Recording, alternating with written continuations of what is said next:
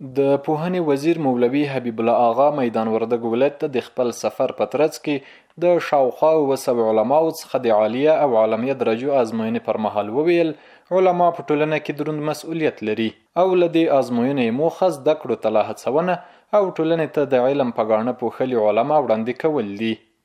د امتحانونه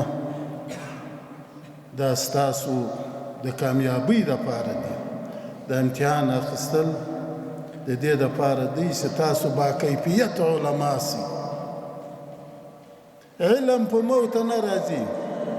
تاسو به نه اورېدلي چې فلانی یو شیخ صاحب وفات سو او د دې علم په خپله د زوی ته ورغلی. استادانو لخوا څخه د شاګردانو لخوا څخه شاګردان چې هلته داخلېدو مخته تلیفونونه ځینې اخیستل کېدو تلاشي ځینې اخیستل کېده د نقل دپاره چې کوم اسباب دي هغه نه ورسره پرېښول کېدو. د یادې ازموینې ګډونوال وایي چې دا ډول ازموینې د علماو لپاره ډېرې ګټورې دي او په پوره آرامتیا او شفافیت سره یې دغه پروسه ترسره شوه. مې درجه کې امتحان ولو بیا هر فرچه کې درې سوال ولو هر سوال دوه جزء درلودو په جزء کې بیا 3 اشکال ولو الحمدلله ډېر شفاف امتحان ولو په ډېر شفاف ډول سر ته ورسېدو. د عالیه درجه او عالمیه درجه کې زه خپله په عالیه درجه کې شتون لرم او په خپله رئیس باندې ټول داسې شفافیت یو.